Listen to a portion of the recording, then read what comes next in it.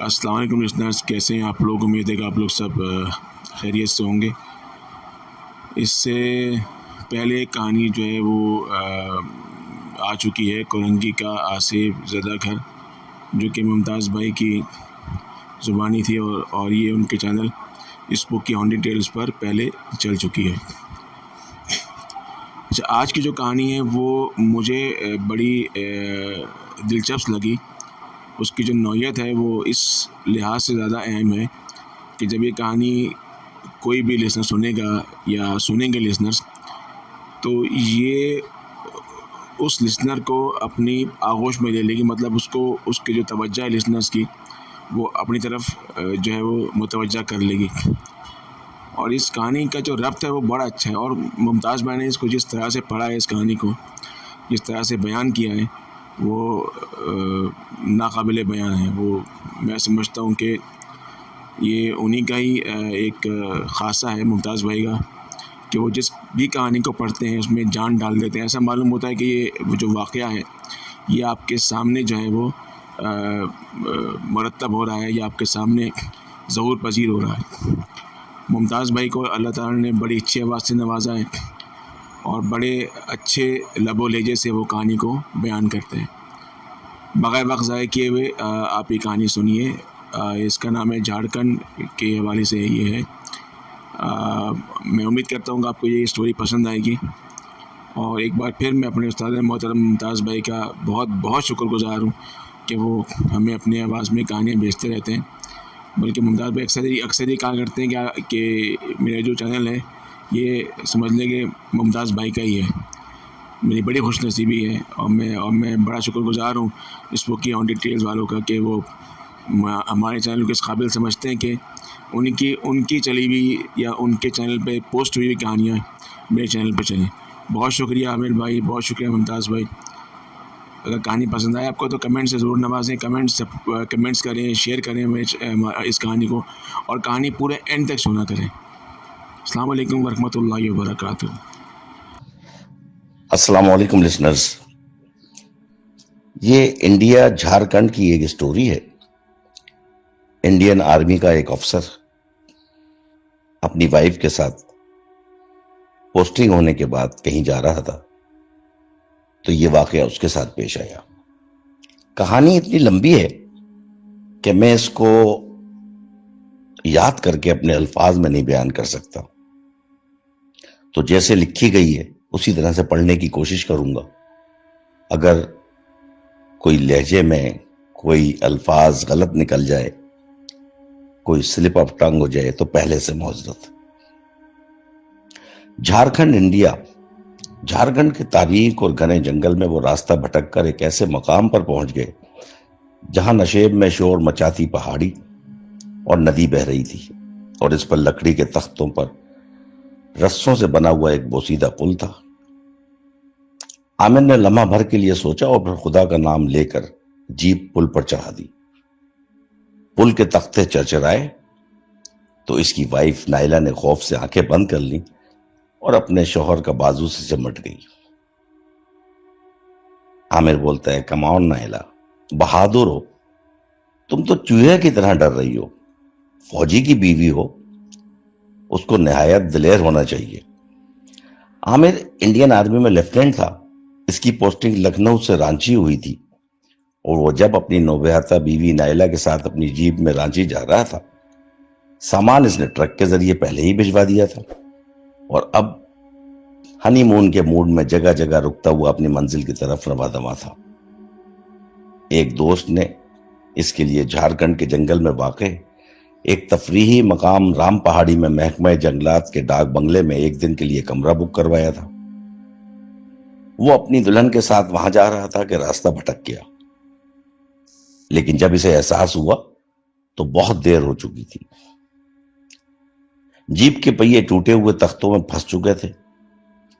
ان دونوں کو شدید جھٹکا لگا اور وہ گرتے گرتے بچے۔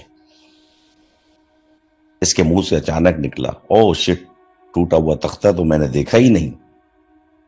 اس کا کتا ٹائگر بھی، جو ان کے ساتھ محو سفر تھا، چھلانگ لگا کر نیچے اترا اور کچھ سونگتے ہوئے ادھر ادھر ٹہلنے لگا۔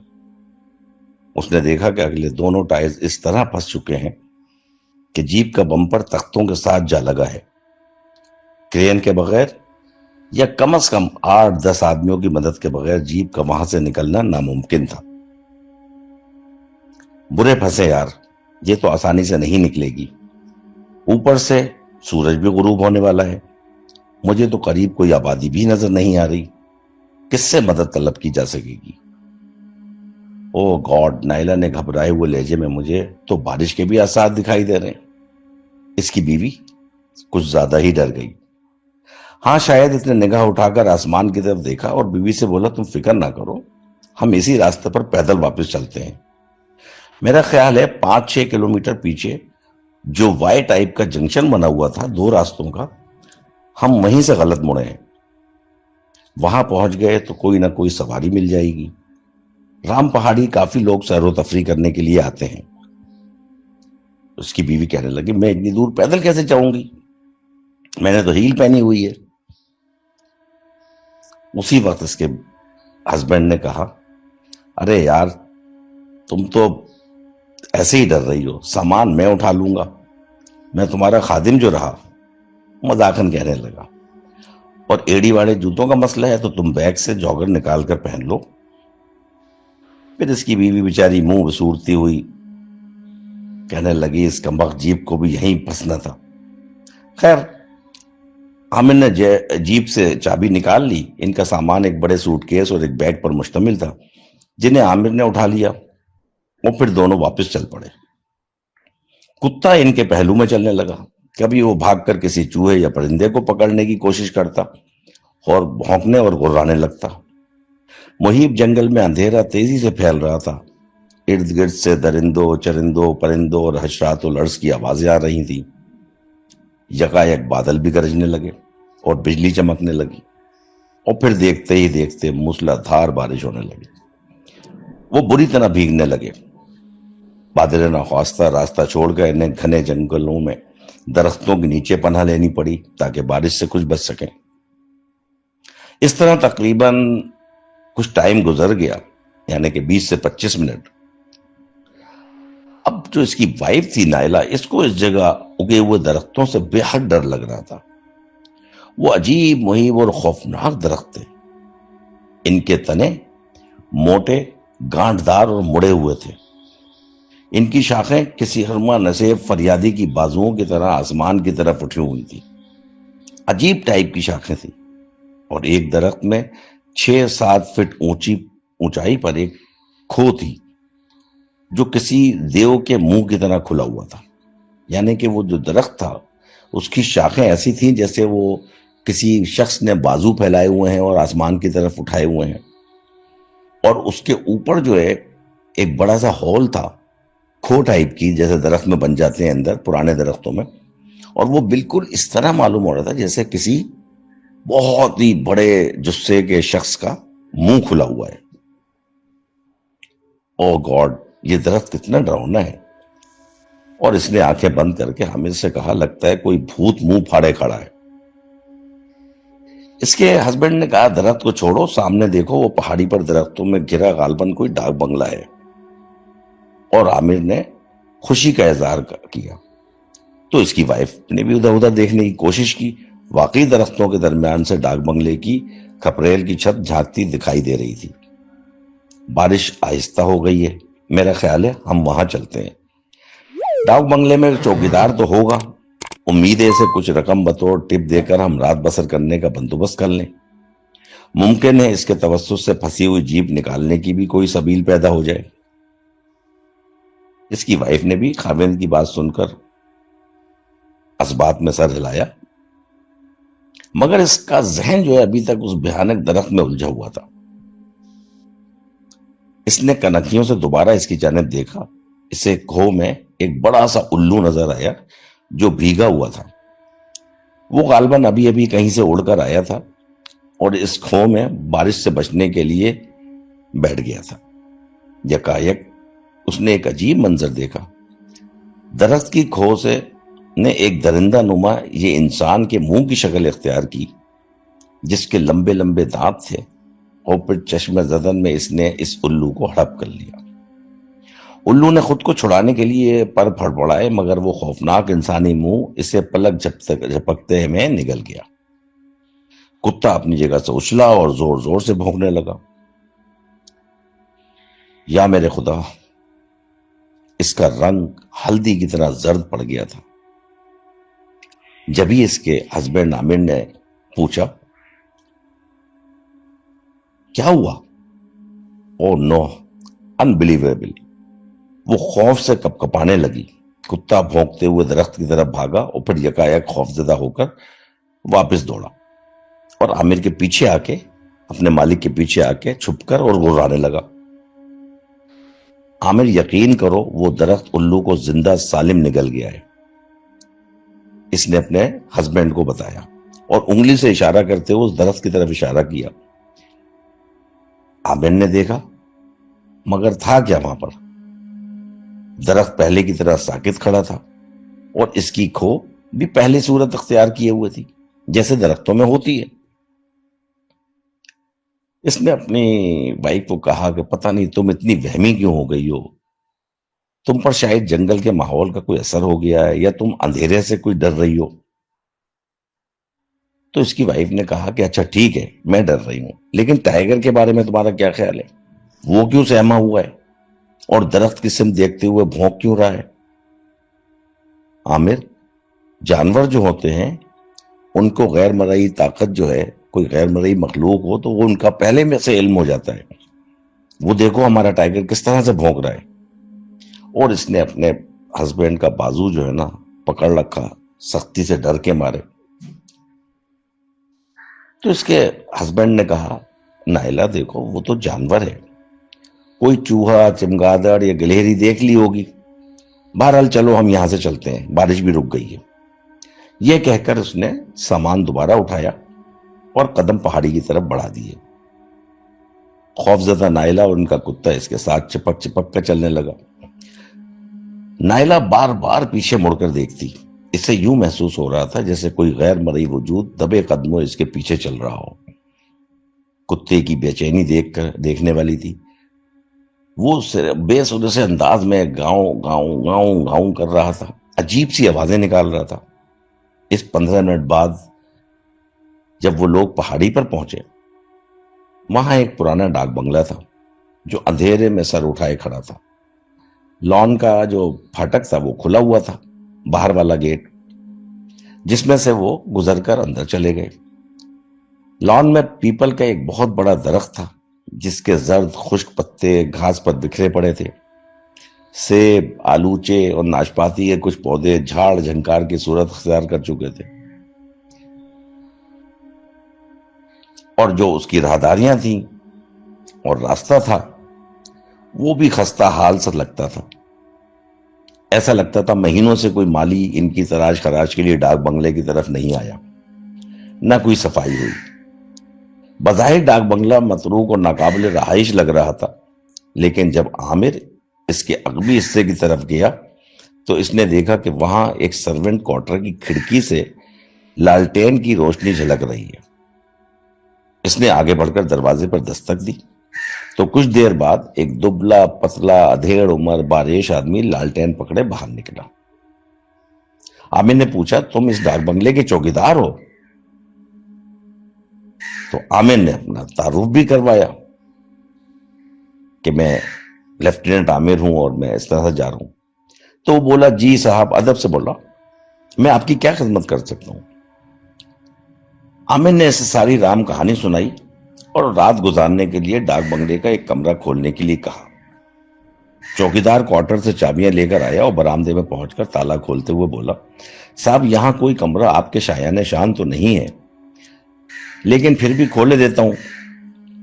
کتے نے چوکیدار کو دیکھا تو اس طرح بھونکنے لگا جیسے درخت کو دیکھ کر بھونک رہا تھا۔ عامر نے اس کو ڈانٹا، جھاڑ پلائی کتے کو، تو بمشکل چپ ہوا وہ۔ تو وہ کہنے لگا عامر چوکیدار سے، کہ یہاں کوئی آتا نہیں ہے، لان میں اتنا گند کیوں پھیلا ہوا ہے؟ کہنے لگا، صاحب کافی عرصے سے لوگ یہاں ٹھہرنا ترک کر چکے ہیں، لوگ کہتے ہیں کہ یہ ڈاک بنگلہ آسیب زدہ ہے۔ چوکیدار نے جواب دیا تو نائلہ جو اس کی بیوی ہے یہ سن کر بالکل سفید پڑ گئی۔ عامر نے اس کا خوف بھانپ لیا اور چوکیدار سے خفا ہو کر پوچھا، تمہارا نام کیا ہے؟ رحمت علی۔ مسلمان ہو کر تم بھوت پریت پر یقین رکھتے ہو؟ صاحب مسلمان تو ان پر زیادہ یقین رکھتے ہیں۔ وہ عامر کے خیالات پر اچنبے کا اظہار کرنے لگا۔ اچھا یہ بتاؤ تمہیں کبھی کسی جن بھوت نے ستایا ہے؟ عامر نے اسے تمسخرانہ لہجے میں سوال کیا۔ مجھے جن بھوت کیسے ستا سکتا ہے؟ اس نے بھی معنی خیز لہجے میں جواب دیا تھا، اور پھر سنبھل کر بولا، البتہ یہاں قیام کرنے والے اکثر مسافر خصوصاً عورتیں اس بات کی شکایت کرتی ہیں۔ اسی اثنا میں نائلہ نے پھر عامر کا ہاتھ پکڑا۔ عامر میرا دل یہاں سے گھبرا رہا ہے، چوکیدار سے کہو کہ وہ کسی سواری کا بندوبست کر سکے تو ہم یہاں سے چلتے ہیں۔ دلہن بڑی ڈری ہوئی ہے۔ چوکیدار نے نائلہ کی کیفیت بھانپ کر یہ جملہ کسا۔ ہاں رحمت چاچا، انہوں نے جنگل بیابان میں کبھی سفر جو نہیں کیا۔ اور پھر عامر ہنسا، ورنہ ہم فوجیوں کی تو آدھی زندگی ایسے ہی پرخطر اور ہیبت ناک ویرانوں میں گزر جاتی ہے۔ ویسے تمہارا اس باتوں پہ کیا مطلب؟ تمہاری اس باتوں نے ان کو ڈرا دیا ہے میرے خیال سے۔ اس طرح کی کوئی بات کی عامر نے۔ اچھا یہ بتاؤ، کیا اس وقت کسی سواری کا بندوبست ہو سکتا ہے کہ ہم رام پہاڑی یا کسی قریبی قصبے تک پہنچ سکیں؟ میں اس کے لیے منہ مانگا کرایہ دینے کو تیار ہوں۔ جب ہی اس چوکیدار نے کہا کہ نہیں صاحب، یہاں قریب ترین بستی 5 کوس دور ہے، اور ان کے پاس سوائے بیل گاڑی کے کوئی سواری نہیں جو کچھوے کی رفتار سے چلتی ہے۔ میرا خیال ہے کہ آپ ایک رات قیام کر لیں، صبح محکمہ جنگلات کا کوئی نہ کوئی ٹرک ادھر آئے گا، اس پر چلے جائیے گا۔ تو عامر کہنے لگا، اور ہماری جیپ کا کیا ہوگا؟ تو مطلب اس کی وائف نے پوچھا، ہماری جیپ کا کیا ہوگا عامر سے؟ تو عامر نے جواب دیا، چلو وہ آ جائے گی، خیر میں اپنے صوبیدار کو بھجوا دوں گا، وہ آ کر کسی طرح سے انتظام کر کے لے جائے گا۔ چوکیدار نے کمرہ کھول دیا، دونوں اندر داخل ہوئے۔ وہ اونچی چھت والا ایک بڑا سا کمرہ تھا، جس کے وسط میں پرانی طرز کا کوئی ڈبل بیڈ بچھا ہوا تھا۔ اس پر ایک میلا کچیلا سا بستر تھا۔ بیڈ کے دونوں طرف ایک سائڈ ٹیبل تھی، ٹوٹی پوٹی سی، جس پر ٹیبل لیمپ دکھائی دے رہے تھے، اور فرش پر سرخ رنگ کا پرانا قالین تھا جس پہ مٹی بھری ہوئی تھی، اس کو کسی نے صاف ہی نہیں کیا تھا عرصے سے۔ دروازوں اور کھڑکیوں پر مٹیالے پھولدار پردے لٹک رہے تھے۔ ایک دیوار کے ساتھ سیاہ چرمی صوفہ بھی پڑا ہوا تھا، جس کے آگے سینٹرل ٹیبل دکھائی دے رہا تھا۔ ٹیبل لیمپ دیکھ کر نائلہ نے پوچھا چوکیدار سے، کیا ڈاک بنگلے میں بجلی بھی ہے؟ ہاں بجلی تو ہے، مگر دوپہر سے بریک ڈاؤن چل رہا ہے، تاروں پر کہیں درخت گرا ہوا ہوگا، یہاں تو اکثر یہی ہوتا ہے۔ اور یہ بات کرتے کرتے اس نے اپنے دانتوں کی جو نمائش کی، جو لالٹین کی روشنی میں کچھ زیادہ ہی پہلے دکھائی دے رہے تھے، پیلے پیلے سے لمبے سے دانت، عجیب سے۔ پلیز آپ لالٹین یہیں رکھ دیں، چوکیدار کو اس نے کہا، درخواست کی۔ چوکیدار نے کہا ٹھیک ہے، آپ یہیں رکھ لیں۔ عامر نے کہا، رحمت چاچا چائے مل جائے گی؟ بالکل صاحب، بلکہ کھانے کا بھی بتا دیجئے گا، میرے پاس دال چاول ہیں اور انڈے بھی ہیں، کچھ مرغیاں بھی میں نے پال رکھی ہیں، کہیں تو مرغی کا سالن بنا دوں۔ تو عامر نے کہا، نہیں آپ فی الحال چائے بنا لیں، اور پھر ہم آپس میں مشورہ کر کے آپ کو کھانے کا بتا دیں گے۔ چوکیدار لالٹین رکھ کر باہر چلا گیا۔ عامر کہنے لگا، بیچارہ چوکیدار اچھا آدمی معلوم ہوتا ہے۔ اور وہ اس کے سینے سے سر رکھ کر بولی، مجھے یہاں بہت ڈر لگ رہا ہے عامر۔ تو اس کے ہسبینڈ نے کہا عامر نے کہ یار بس کرو، مجھے تمہاری بزدلی سے کوفت ہونے لگی ہے۔ چوکیدار چائے لے کر آیا، وہ دونوں سنبھل کر بیٹھے اور چائے پینے لگے۔ تو عامر نے اس سے کہا کہ میرا خیال ہے کہ آپ چاول اور مرغی کا سالن بنا لائیں۔ نائلہ نے چائے کا کپ پکڑتے ہوئے چوکیدار سے کہا کہ آپ کا بہت بہت شکریہ، آپ نے ہمارے لیے رات یہاں پر بسر کرنے کا بندوبست کر دیا اور چائے کھانے کا بھی انتظام کر رہے ہیں۔ تو چوکیدار نے کہا اس میں شکریہ والی کیا بات ہے، یہ تو میرا فرض ہے، میں یہاں کا چوکیدار ہوں، خانسامہ ہوں، سب کچھ ہوں، میں اکیلا ہی ہوں یہاں پر۔ یہ کہہ کر چوکیدار تو چلا گیا۔ تو اس کی وائف عامر سے کہنے لگی، اپنے ہسبینڈ سے، اسے صبح جو ہے نا کچھ 100-200 روپے ٹپ دے دیجئے گا، خوش ہو جائے گا، ہمارا اتنا خیال رکھ رہا ہے۔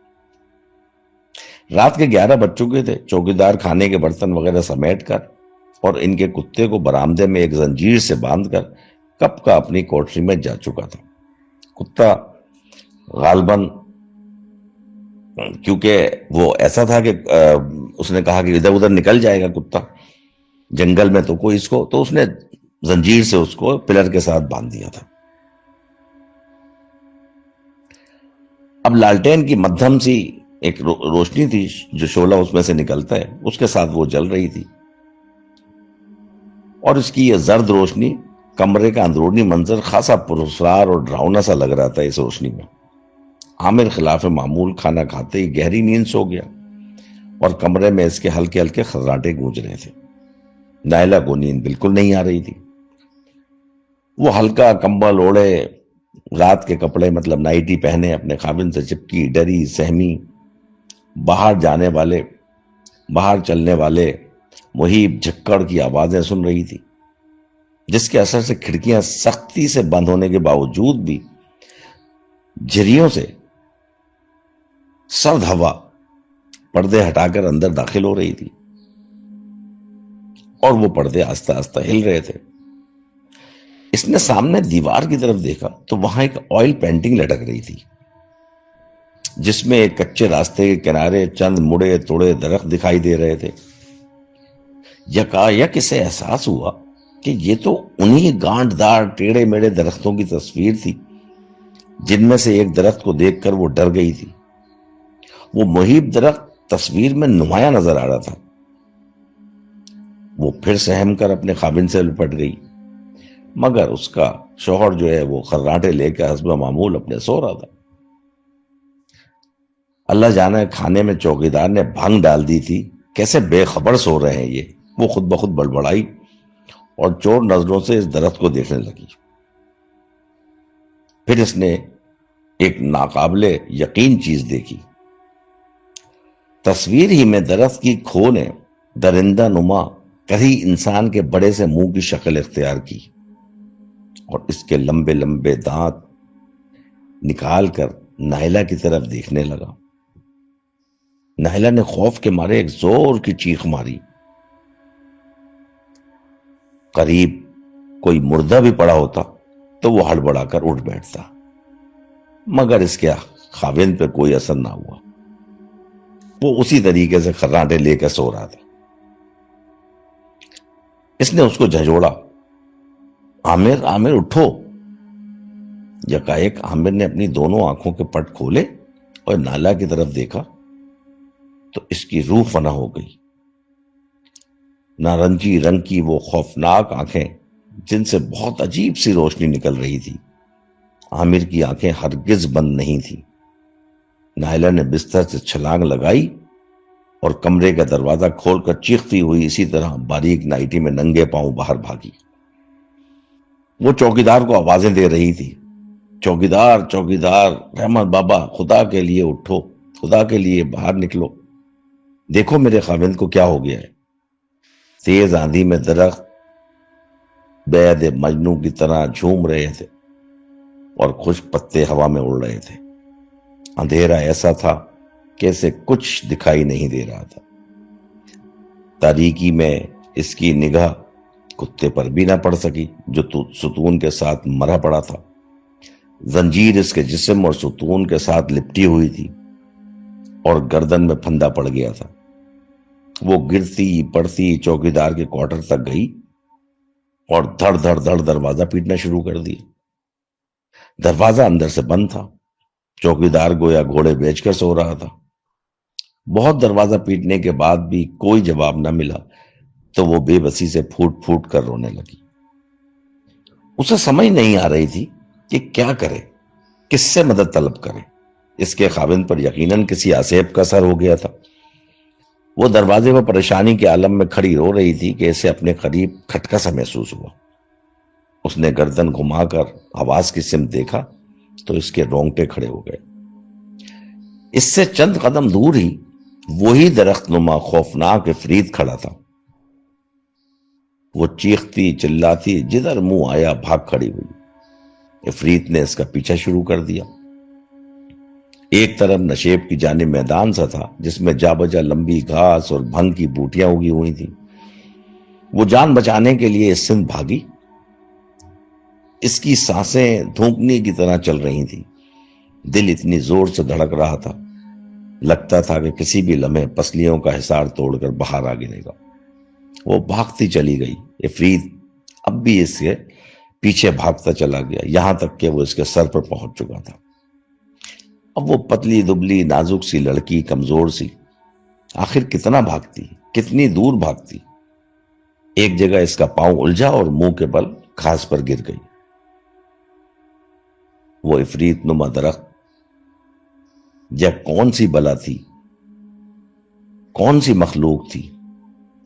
ایک فتح مندانہ غراہٹ کے ساتھ اور بھیانک منہ سے اس نے آواز نکالی۔ نائلہ خوف و دہشت کی اس انتہا پر تھی کہ جہاں انسان حواس باختہ ہو کر کھلی آنکھوں سے سب کچھ دیکھتا ہے مگر بے ہوش نہیں ہوتا۔ اس نے دیکھا کہ وہ انسان نما بھیانک درخت منہ کھولے اپنی تاریک سی آنکھوں سے عجیب انداز میں دیکھ رہا ہے۔ اس کے کھلے منہ سے رال سی ٹپک رہی ہے اور لمبے لمبے دانت دکھائی دے رہے ہیں۔ اس کو نہ ہی پتا چلا کہ اس کے بعد کیا ہوا۔ یہ ایک بے ہوشی کے عالم میں چلی گئی۔ اس کی شاخیں جو تھیں اس نے اپنے شولڈرز پہ محسوس کی کہ جیسے اسکریچز پڑ رہے ہیں۔ ان خاردار شاخوں میں کانٹے ہیں جو اس کے جسم کو جو ہے نا وہ زخمی کر رہے ہیں۔ اگلے ہی لمحے وہ اس افریت کی گرفت میں تھی۔ اس کی حلق سے آواز نہیں نکل رہی تھی۔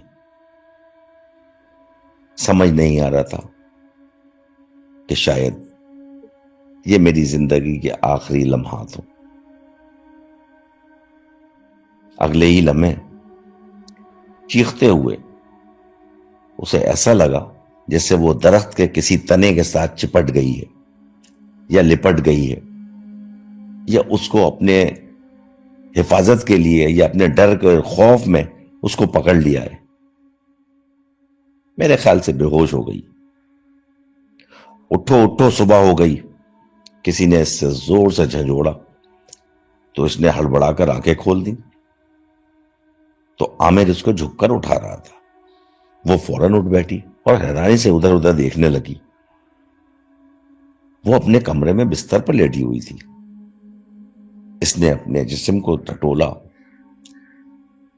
اپنے جو ڈریس پہنا ہوا تھا نائٹی اس کو دیکھا، بالکل صحیح سلامت تھی۔ اپنے شولڈرز پر خراشیں محسوس نہ ہوئی۔ ہاتھ لگا لگا کے دیکھتی رہی، کچھ بھی نہیں تھا۔ اس نے سہمی نظروں سے عامر کی طرف آنکھوں میں دیکھا، وہ بالکل نارمل تھی، سیاہ اور خوبصورت، ان میں نارنجی رنگ کا کوئی شائبہ نہ تھا، بلکہ ان میں تو اس کے لیے محبت تھی۔ الجھ گئی، ذہنی طور سے الجھ گئی۔ کیا اس نے کوئی بھیانک خواب دیکھا تھا؟ توبہ ہے، توبہ ہے۔ بے ہوش ہو کر سوتی ہو تم؟ اس کے شوہر نے اس کو پیار اور ڈانٹ کے انداز میں ملے جلے کیفیت سے کہا اور پھر اس کو پیار کیا۔ تو اس نے کہا، میں بے ہوش ہو کر سوتی ہوں یا تم بے ہوش ہو کر گدھے گھوڑے ہاتھی سب بیچ کر سو رہے تھے؟ مجھے تو خبر بھی نہیں۔ وہ ہنسا اور باتیں کر رہے تھے ہنس ہنس کے اسی طریقے سے۔ وہ کہہ رہا تھا تم گھوڑے گدھے بیچ کے سوتی ہو، وہ کہہ رہی تھی تم گھوڑے گدھے بیچ کے سوتے ہو۔ تو دروازے پہ دستک ہوئی۔ چوکیدار نے دروازے پہ دستک دی۔ صاحب، جنگلات والوں کا ایک ٹرک آیا ہے، اسے میں نے روک لیا ہے، آپ جلدی سے ناشتہ کر لیں، وہ آپ کو قریبی قصبے کے کشنا گھاٹ پہنچا دے گا۔ دونوں نے یک زبان ہو کے کہا، یا خدا تیرا شکر ہے۔ رحمت چاچا، تم ایسا کرو کہ چائے کے ساتھ بس 2 انڈے ابال دو، ہم جلدی نکلیں گے۔ اور یہ کہتے ہوئے اس کے برآمدے کے ستون کی طرف نگاہ اٹھ گئی جہاں کتا مرا پڑا تھا۔ ارے ہمارے ٹائیگر کو کیا ہوا؟ وہ چلایا۔ صاحب لگتا ہے رات کو ستون کے گرد چکر کھاتا رہا ہے اور زنجیر اس کے گردن میں پھنس گئی ہے، اس کا دم گھٹ گیا۔ بیچارہ بدقسمت ٹائیگر۔ وہ اس کے قریب جا کر بیٹھ گیا، اس کی زنجیر کو کھولنے لگا، اس کو پیار کرنے لگا۔ بہت زبردست کتا تھا میرا، بہت افسوس ہو رہا تھا، میں اسے کبھی نہ بھول پاؤں گا۔ چوکیدار نے کہا، آپ اسے یہیں چھوڑ دیں، میں قریب میں گڑھا کھود کر اس کو دبا دوں گا۔ خیر عامر اٹھ کر اندر چلا گیا اور نائلہ کو بتایا کہ وہ بھی رنجیدہ تھی کتے کے لیے، رونے لگی اور کتے کو دیکھنے کے لیے باہر آ گئی۔ لیکن افسوس کے ساتھ ساتھ اس کا ذہن پھر الجھنے لگا، کیا کتے کو کسی نے مارا ہے یا وہ اتفاقاً دم گھٹنے سے مر گیا ہے؟ وہ سوچنے لگی۔ اسے رات کا واقعہ پھر یاد آ گیا۔ وہ خواب نہیں ہو سکتا، وہ ہرگز خواب نہیں تھا۔ خود بخود بڑبڑائی، خود بخود اپنے آپ سے یہ سوال کرنے لگی۔ اس کے ذہن میں نہ جانے کیا کیا وسوسے، کیا کیا خیالات، کیا کیا سین چل رہے تھے پورے۔ خیر عامر نے چوکیدار کو 200 روپے ناشتہ کرنے کے بعد انعام کے طور پر دیے اور اس کی میزبانی پر اس کا شکریہ ادا کیا۔ پھر ٹرک پر بیٹھ کر دونوں میاں بیوی اپنے منزل کی جانب روانہ ہو گئے۔ چوکیدار دور جاتے ٹرک کو دیکھ کر مسکرایا اور اس کی آنکھوں کا رنگ یکا یک نارنجی ہو گیا۔ سالی یاد تو رکھے گی جھارکھنڈ کے بھوت کو۔ اس چوکیدار نے ایک زوردار قہقہہ لگایا۔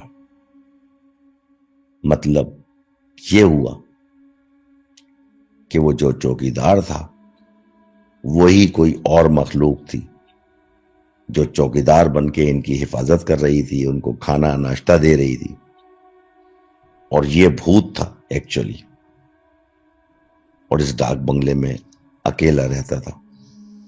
جو کوئی کپل، جو کوئی مہمان غلطی سے اس ڈاک بنگلے کی طرف آ جاتا تو یہ اس کو ڈراتا بھی اور اس کو مارنے کی کوشش بھی کرتا، لیکن ہمیشہ یہ حملہ عورتوں پہ کرتا تھا، لڑکیوں پہ کرتا تھا، مردوں کو نہیں ڈراتا تھا۔